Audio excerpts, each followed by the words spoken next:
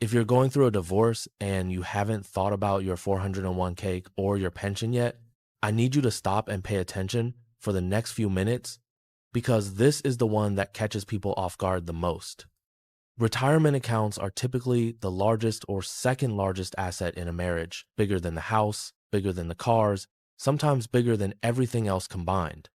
And most people have no idea how much of that account is actually on the table until they're already sitting across from a lawyer. Today, I'm breaking down exactly how 401k and pension division works in a divorce, including a mistake that can trigger a massive tax bill if you don't get this right. Let's get into it. First, let's clear up the biggest misconception. Retirement assets accumulated during the marriage are considered marital property subject to division in all 50 states. But, and this is the part people panic about unnecessarily, that usually does not mean your entire account is up for grabs. In most cases, it's only the portion you earned or contributed during the marriage. Money you put into a 401k for 10 years before you got married generally stays yours. It's the growth and contributions from the wedding date to the separation date that gets split. So before you assume you're losing half of everything you've ever saved, understand what's actually being measured. This distinction matters more than people realize because it changes how you should even think about the negotiation. Someone who worked for 15 years before marriage and 5 years during marriage is in a completely different position than someone who built their entire career during the marriage. Pull your account statements from around your wedding date, if you can find them old 401k summaries, old pension statements, because that starting number is often the single most important document in this entire process. And a lot of people don't think to look for it until months in. Now, the math looks different depending on what kind of retirement account you're dealing with, and this trips people up constantly. If you have a defined benefit pension, the kind that pays you a monthly amount in retirement based on years of service, courts typically use something called the coverture fraction. That's just the ratio of how many years you were married while earning that pension divided by the total years you worked to earn it. So picture this. Someone works 30 years at a company and earns a pension. They were married for 18 of those 30 years. The coverture fraction is 18 over 30, or 60%. That 60% is the marital portion, and that's the piece that gets divided between the spouses, not the whole pension. Now, compare that to a defined contribution plan, like a 401k. These work differently because there's an actual account balance instead of a future promised payment. The marital portion here is based on the value of the account and the contributions made during the marriage. Essentially, what was the balance on the wedding date and what's the balance now, accounting for growth and contributions along the way. That difference between the two numbers is generally what's on the table. Here's the mistake that costs people real money and real time. Assuming your divorce decree is enough on its own to actually move any of this money. It is not. A divorce decree alone does not give you legal access to your ex's retirement funds, and it does not authorize the plan administrator to transfer or pay out anything. What you actually need is something called a Qualified Domestic Relations Order, a QDRO. This is a separate legal order that specifically directs the plan administrator to allocate a portion of the benefits to the non-participant spouse.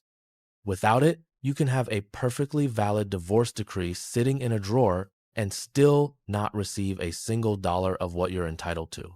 This is where a lot of people get stuck for months, sometimes longer than a year, simply because nobody told them the decree and the QDRO are two completely different documents that both need to be done correctly. Let's talk about what happens once the QDRO is actually in place, because this is where the tax mistake lives. If funds are transferred through a QDRO, they can typically be rolled over tax-free into the receiving spouse's own IRA.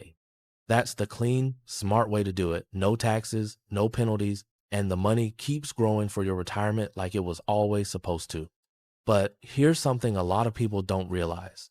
Even if you choose to take a direct cash distribution instead of rolling it over, a QDRO-based distribution avoids the usual 10% early withdrawal penalty that normally applies if you're under 59 and a half. That's a real exception carved out specifically for divorce situations. And it's one of the only times in the tax code where pulling retirement money out early doesn't automatically cost you that penalty. But, and this is important, you will still owe ordinary income tax on a cash distribution if you don't roll it over. People see no penalty and assume that means no taxes, and that assumption alone has cost people thousands of dollars in an April they weren't expecting.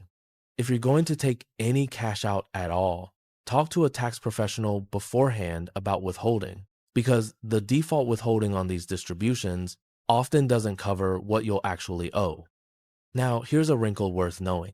IRAs are handled differently from 401ks and pensions. Dividing an IRA does not require a QDRO at all. Instead, IRAs are typically divided through the divorce decree itself, using what's called a transfer incident to divorce. Different account type, different process, different paperwork, which is exactly why so many people get confused when they're juggling a 401k, a pension, and an IRA all in the same settlement. Let's talk timeline and cost, because both usually take longer and cost more than people expect. Dividing a 401k is generally faster, but dividing a pension almost always takes longer, sometimes significantly longer, because it requires actuarial calculations to figure out the present value of that future coverture fraction payment.